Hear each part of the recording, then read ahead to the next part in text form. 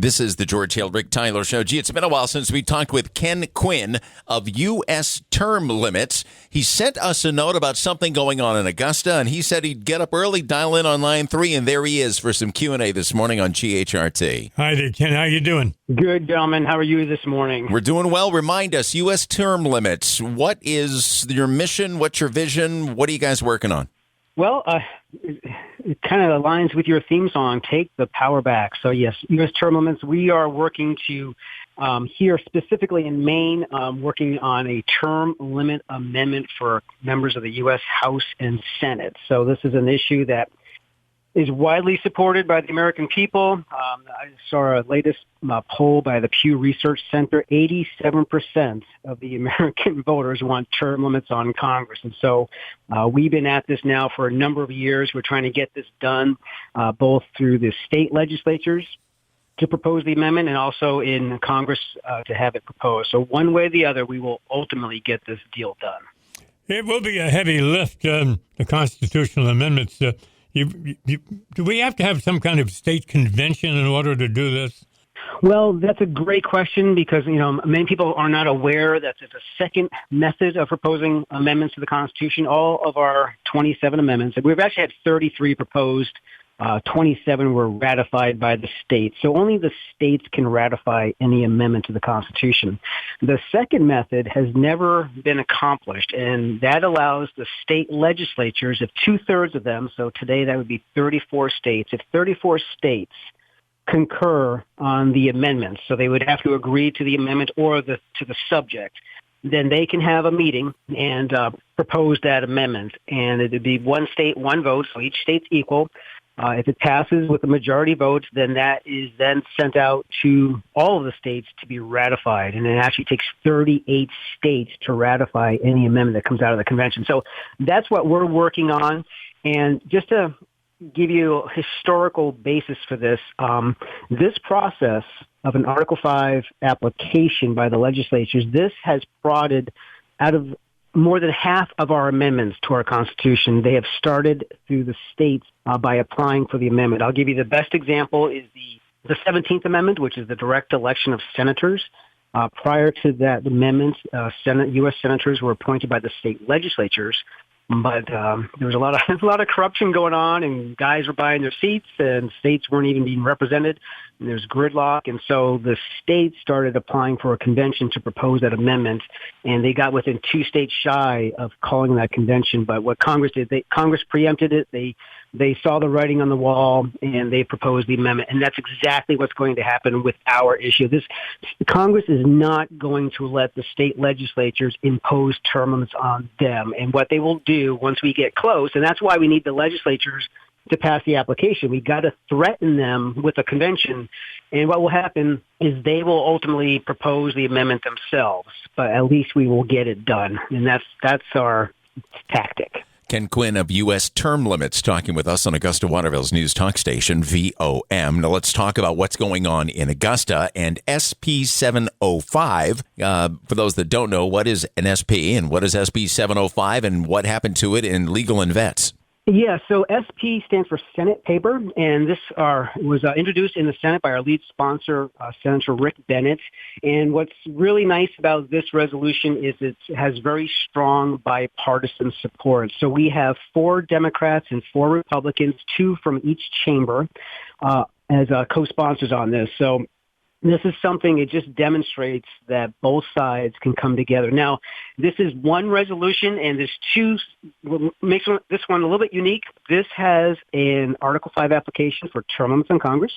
It also has a separate Article 5 application for campaign finance reform. So it's a 1-2 punch to the system.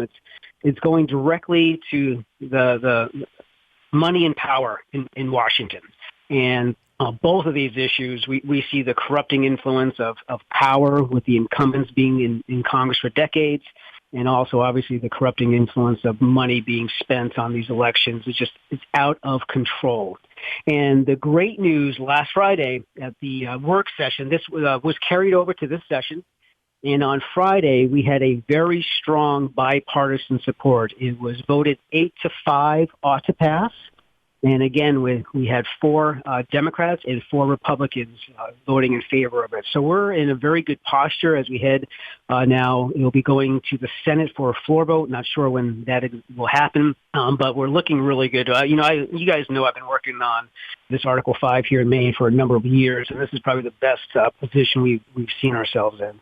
Well, we know we have it here in Maine, of course, and we dealt with it. We've heard the arguments through the years. Nationwide, it's kind of patchwork, really. The president is can be termed only 2 terms. The Supreme Court, there for life. It's very inconsistent everywhere we look in politics.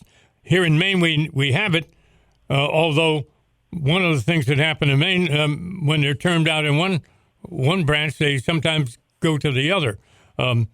What do you think the chances of a nationwide consistency would be if we got there?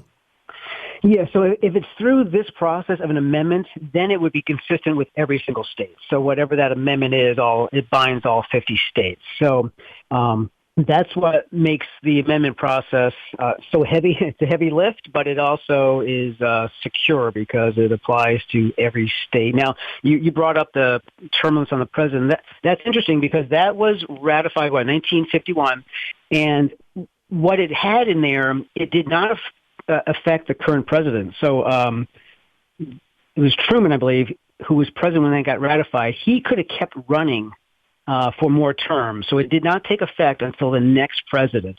And that's what we will see happen if Congress preempts this, which they're going to do. They have to do because they're not going to let the states do it to them. They're going to grandfather themselves so it doesn't affect them. And then, the next people that take their place will be term limited after a number of years or whatever the terms are. So this brings consistency. And what's great about it is it levels the playing field amongst all the states. We have different numbers of people in the House depending on population, and this shortens the time window where representatives and senators can get into positions of leadership. And right now, it takes about 20 years before you get any real power in the Senate. And so we need to shorten that window so it's not controlled by the incumbents. And so this will do wonders for our system. It will allow people with different backgrounds to actually run for office. Because right now, they can't raise the money to take on the incumbents who have millions of dollars in a war chest.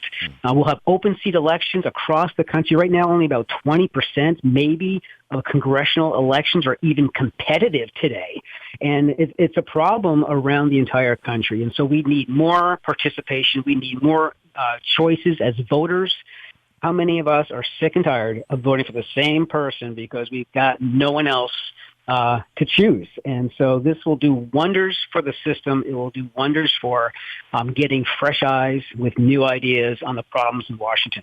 Ken, let me stand in the middle of the road here, perhaps Route 202, and risk getting run over. But I want to ask you a question that has to do with everything that you are working for. And I am going to use U.S. Senator Susan Collins as an example here. And there are those that are upset that, well, she said when she ran, she'd only do a term or two, but now she's been there forever. But now she is the senior member of the Appropriations Committee, arguably the most powerful committee.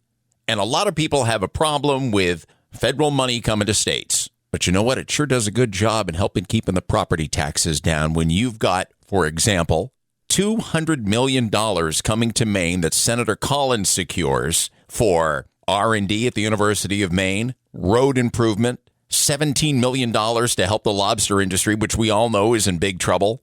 I'm looking at a news release that has $14 million for 9 water and wastewater infrastructure projects.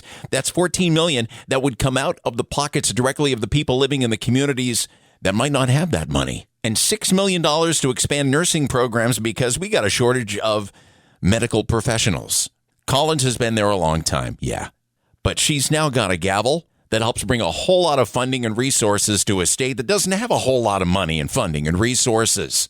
How do we reconcile slapping term limits on someone that's going to come back and serve a state like this? No, that's a good point. And, you raise a good question. It took 20 years for that power to be given, right? I think it was 20 to get into that type of a position. Given or earned. Or earned, exactly. Yeah. Now, that's part of the problem right there. it shouldn't take that long for an individual to earn that type of a position. Now, what we see, however, is though when Senator Collins leaves office, where are we? That goes away. And what term limits will do, and that's why it's so important, because it's very easy to say, hey, we're in Maine, we're in a good posture right now. Or I don't want term limits because I like my congressperson.